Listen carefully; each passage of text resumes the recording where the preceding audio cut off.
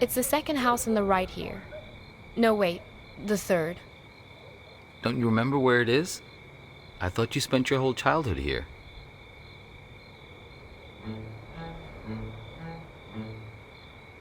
Do you know what put us on top of the food chain? Do you know? And please don't say opposable thumbs. Plenty of animals have those. Possums, koalas, something called the waxy monkey leaf frog. They're nothing special. Forget about thumbs, okay?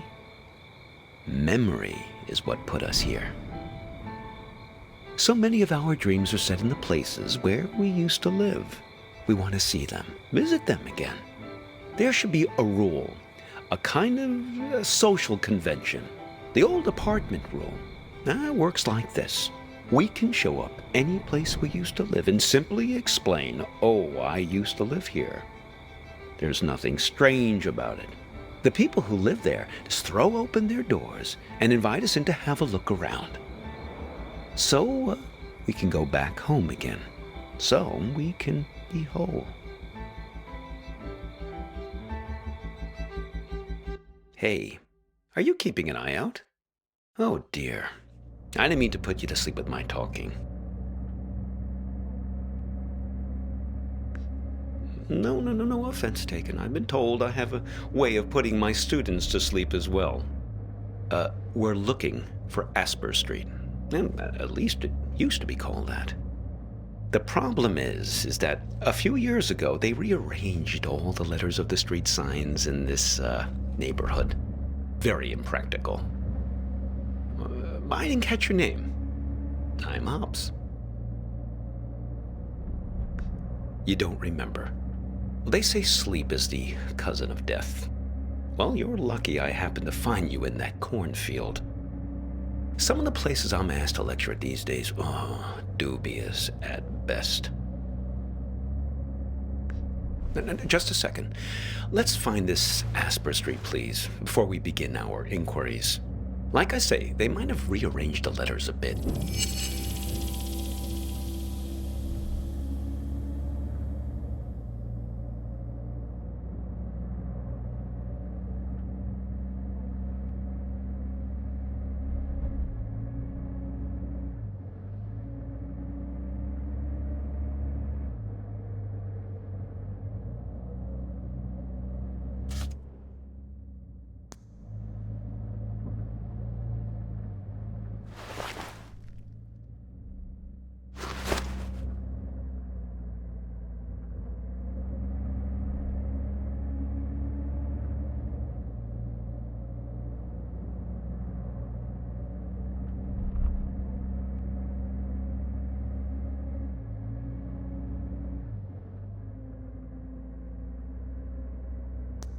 No, not that one.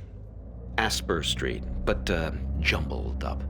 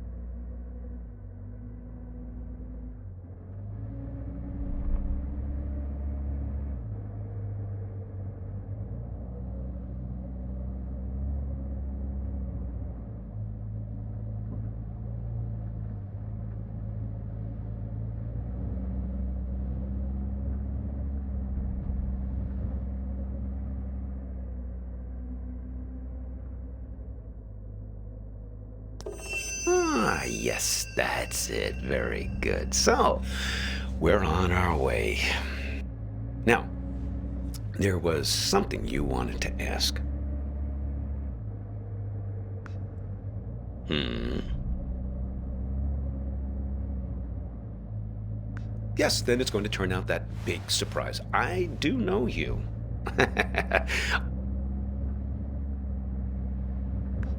A person trapped in the radio? Oh, yes. We've all met you along this highway. I picked you up because I could tell you're looking for something. Something you've lost. Now, we're all looking for something on this road. I've never met anyone who wasn't. My dog. Well, she's been missing for a long time now. Hops, like me. Stupid idea, naming a dog after yourself. They constantly think they're being trained. Every time someone you know stops you in the street. Made her a little bit high-strung. So, Vern mentioned this problem you have with a photo. Vern? Sure. Now, I know almost everybody on this road. Well, there's not many of us after all. Excellent raisins that guy Vern has. Did you try one? Delicious, am I right? So, okay, show me this photo.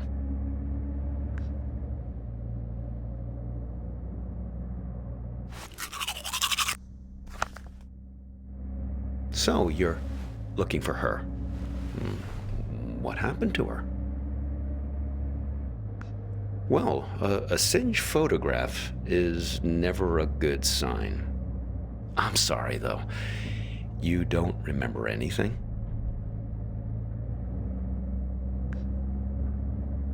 Well, I can help you with one part. Now, you two came by my house, yes? See, that's my silo, there in the background. Yes, I got a lot of dogs. After a while, the kitchen got completely full. I'm not very good at getting rid of things, as you can see. Anyway, I invited you two in and put the kettle on the stove, but you never wound up making it to the front door. There was some kind of argument. No, just you two doing the arguing. She suddenly had to take a call. You got impatient. I don't know, but you didn't seem happy about it. I had the feeling it was a recurring thing. Someone who's in the habit of getting in the way between you two.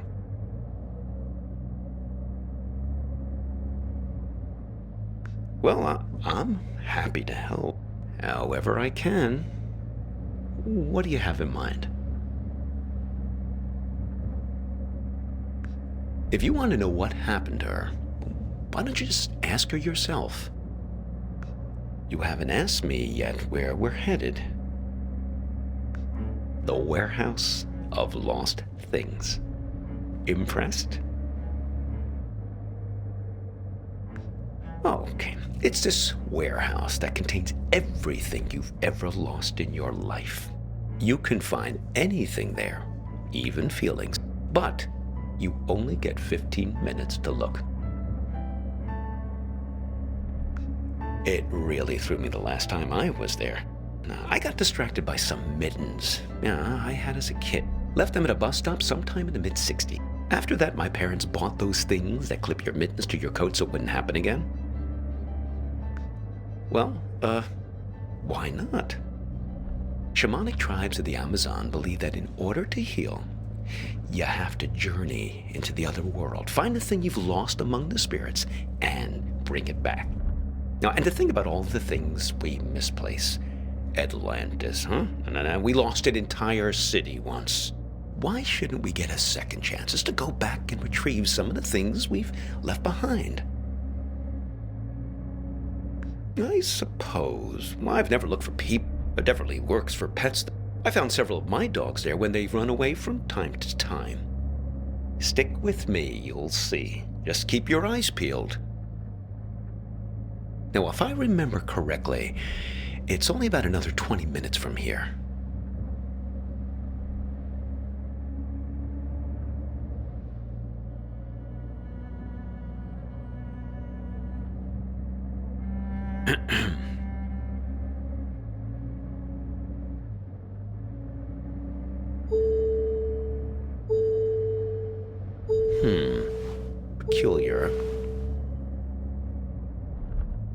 It's nothing. Just wondering about this green light. Are you one of these people who's good with cars?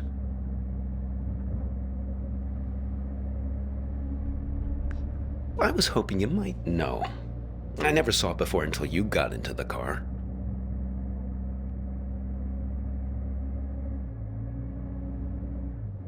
A car manual? Oh no. That's not the sort of book I keep in here.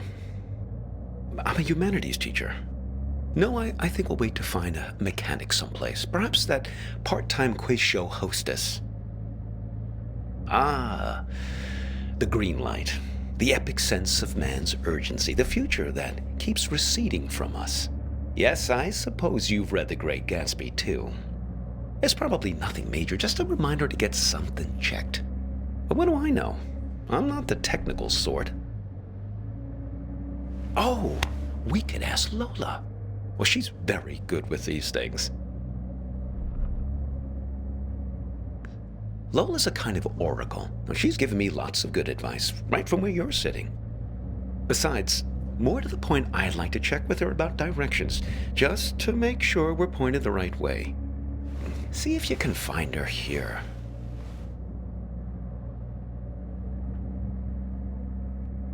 No, not a woman.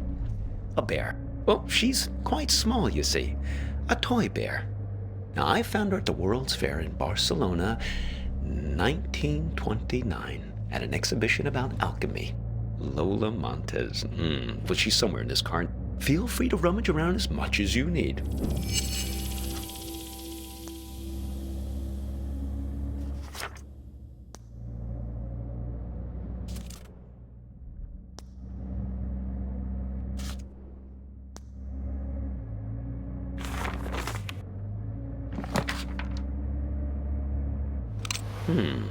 What have you got there? Interesting. Looks familiar. There she is. Ah, Lola. Put her on the glove box lid, my boy. That's where she likes to speak.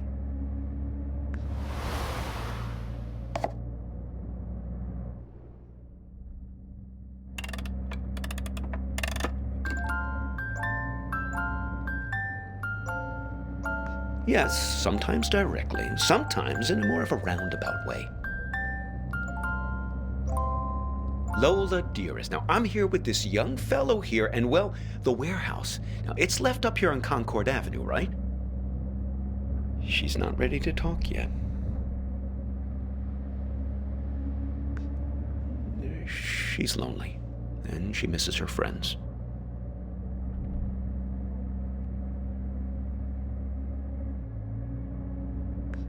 Fellow memory objects. That's her preferred company.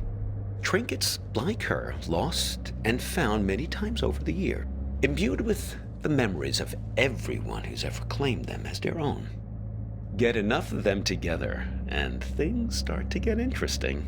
The present moment peels back like wallpaper to reveal the past behind it and the future ahead. Her and her friends, yes. She's very good. She even remembers my dog's names. About 9 months. Well, no, I couldn't look for her these last months. I got a bit detained. Yes, it all started when I was buying some tube sock. I was on the escalator, trying to leave the mall. Do you ever have that thing where you buy something and you know it's the right thing, but you start worrying about it just as you're leaving? I was staring at the socks, wondering if they were the right length. Now, I knew they were, but I must have not been paying attention. Because suddenly, I slipped down that crack at the end of the escalator, right where you're supposed to step off. Yes, exactly the thing kids are always worrying about. Getting sucked down the escalator. Well, first quite quickly, and then very slowly. Before you know it, you're banging around in this chute, and then you land at the bowling green. That's what they call the entrance. That's a little area with some onboarding materials and that fake grass carpeting, so the landing isn't so rough. It's the most fantastic place. Under the escalator, just vast. Like falling out of bed and landing on the moon.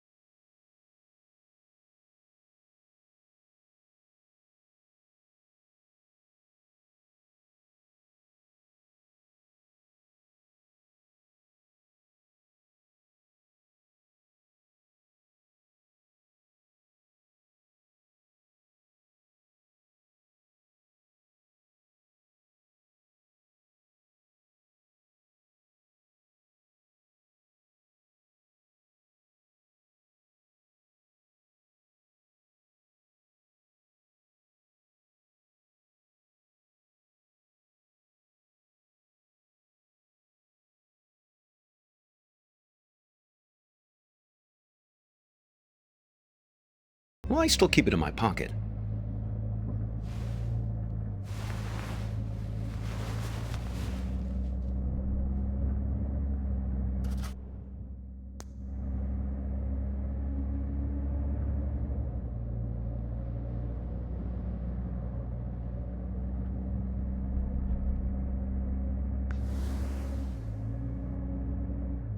Oh, look.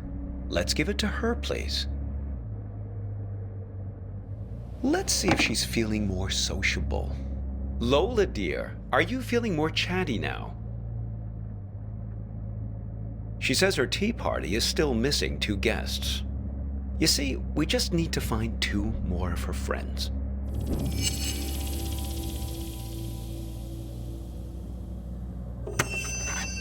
That's the one! Only 1 more object to find now. Oh, well, it's something I used to play for her in the car an awful lot. There was this one story she used to adore. The story?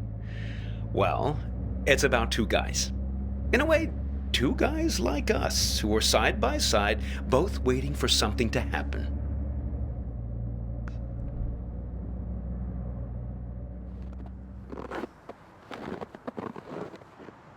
Oh, I think mainly just because of the setting, Siberia. Bears love stories about remote places.